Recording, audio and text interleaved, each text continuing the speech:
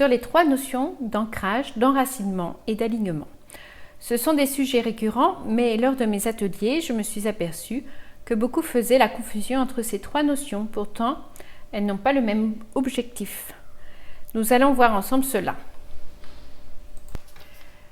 Une fois de plus, ces sujets font partie des fondamentaux pour une vie terrestre équilibrée et en harmonie pour ne pas être affecté par notre monde extérieur, mais aussi pour aborder les différents sujets à venir sur ma chaîne qui seront la connexion à l'invisible, la télépathie et autres. Le premier sujet est l'ancrage. C'est quoi l'ancrage? Ce sont les fondamentaux de notre vie terrestre. Un bon ancrage permet de vivre notre expérience terrestre dans des meilleures conditions qu'elle soit. Si nous sommes incarnés ici et maintenant, c'est que nous y avons un rôle à jouer, soit pour nous-mêmes, soit pour l'évolution de l'humanité. Mais l'un ne va pas sans l'autre. Comment avoir un bon ancrage? C'est tout simplement avoir du plaisir de vivre sur notre belle terre. Utiliser tous nos sens, sentir une fleur, goûter un bon mets, embrasser quelqu'un qu'on aime, jouer avec nos enfants, nos amis, danser, faire du sport, se baigner dans la rivière, dans la mer, prendre du plaisir à savourer ce qui nous entoure, notre environnement. Je vous assure que tout cela n'existe pas dans l'au-delà. Profitons d'avoir un corps physique et des sens pour faire ces choses-là. Conclusion, sans un bon ancrage, nous passons à côté de notre vie terrestre. La Terre est comme une cour d'école où on apprend en jouant à grandir, à expérimenter, à comprendre et à vivre des choses qui n'existent nulle part ailleurs. Sur Terre, nous apprenons la matérialisation. Cela nous permet d'interagir avec des êtres et des âmes venant de multiples endroits, d'approfondir certaines notions comme les sentiments et surtout d'évoluer ensemble. Ainsi, l'ancrage, c'est les fondations, notre attache à notre vie d'humain, ce qui nous permet, lorsque nous nous déconnectons, de revenir plus facilement dans notre corps et dans notre vie de tous les jours. L'alignement, c'est, par exemple, ne pas faire de choses à contre-cœur, incarner qui nous sommes, ce que nous ressentons comme juste. C'est aussi être droit dans ses bottes, faire ce qu'on pense, faire ce qu'on dit et dire ce qu'on fait. C'est donc être intègre avec soi-même. Si nous ne le faisons pas, nous ne nous respectons pas. Nous nous mentons à nous-mêmes, générant des frustrations qui stigmatiseront de plus en plus le corps et l'esprit. Pourquoi s'automutiler?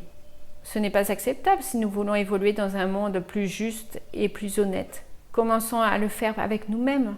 Le changement commence par nous à l'intérieur et à l'extérieur, notre monde changera aussi, suivra. Un bon alignement permet une bonne connexion à nous-mêmes, à notre âme, à notre conscience supérieure. Maintenant, voyons la notion la plus importante qui est l'enracinement. L'enracinement permet de se connecter à l'invisible. Donc, c'est une notion très importante.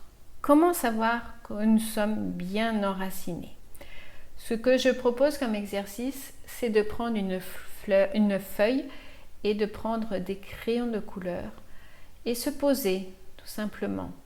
Donc vous pouvez tout à fait éteindre cette vidéo et prendre le temps de dessiner l'arbre qui vous correspond le mieux à ce moment-là présent. Voilà, donc nous pouvons reprendre. J'espère que vous avez dessiné un bel arbre et ça va certainement vous faire prendre conscience de votre équilibre par rapport à votre environnement et surtout si vous êtes bien enraciné. Je vais vous expliquer pourquoi. Donc écoutez. Par ses feuilles, l'arbre respire, boit, il se régénère grâce aux échanges gazeux avec l'oxygène et la lumière. Et enfin, grâce à la photosynthèse, l'arbre participe totalement à régénérer son environnement. Il crée de l'oxygène et bien d'autres choses. Donc, avant tout, l'arbre respire et vit. Pour les hommes, par la tête, l'homme respire, pense, prend des décisions, fait des actions et donc peut créer. Notre cerveau sera plus clair s'il est bien alimenté en oxygène et en eau. C'est le premier organe qui souffre quand nous sommes déshydratés ou mal ventilés. Notre âme doit être comme les feuilles de l'arbre. Elle cherche la lumière pour pouvoir s'épanouir. Alors j'espère que vous avez fait un arbre avec de magnifiques. Maintenant, orientons-nous vers le tronc de l'arbre. Son tronc lui permet d'être protégé et d'avoir une bonne circulation des flux énergétiques entre ses racines et ses feuilles. Une blessure du tronc doit être réparée physiquement et énergétiquement pour qu'il continue à se développer sans faiblesse, sans maladie, sans parasite. Pour les humains, au niveau de notre tronc, nous avons la colonne vertébrale et toute la circulation des flux énergétiques. Tout comme l'arbre, une blessure entraînerait des blocages des nœuds physiques et énergétiques et donc des maladies. Alors je vous invite à observer comment vous avez dessiné le tronc de votre arbre et en tirer les conclusions qui s'imposent. Pour finir, nous allons parler des racines de l'arbre, notre sujet principal.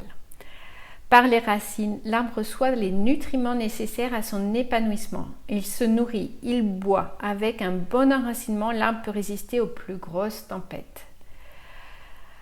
Alors, est-ce que nous sommes, nous, bien enracinés dans notre environnement? Nous donnons-nous suffisamment de nourriture, d'eau en quantité et qualité suffisante? Sommes-nous épanouis là où nous sommes, là où nous vivons? Sommes-nous suffisamment en connexion avec la terre pour être en présence? Observez votre arbre. Vos racines doivent être aussi épanouies que votre feuillage. Un arbre équilibré a ses trois parties équilibrées, c'est-à-dire les feuilles, le feuillage, le tronc et de grosses belles racines qui s'enfoncent très profondément dans la terre. Je vous invite, si vous le souhaitez, à me mettre un commentaire par rapport à votre arbre. Si vous voulez plus d'explications, si vous voulez qu'on fasse une analyse ensemble, nous pouvons tout à fait le faire par email. Donc, je vous invite à le faire si vous le souhaitez. J'ai remarqué que beaucoup de personnes dessinaient un arbre en occultant complètement les racines ou en se coupant carrément la cime de l'arbre, donc se couper la tête, la connexion à son être supérieur. Donc observez votre arbre et si votre arbre n'est pas équilibré, eh bien, vous savez sur quoi travailler plus précisément. Alors, qu'est-ce qu'il faut faire quand on manque d'enracinement? C'est tout simplement se mettre en état modifié de conscience, par la méditation par exemple, et visualiser que nous avons des racines qui s'enfoncent dans la terre de façon plus en plus profonde.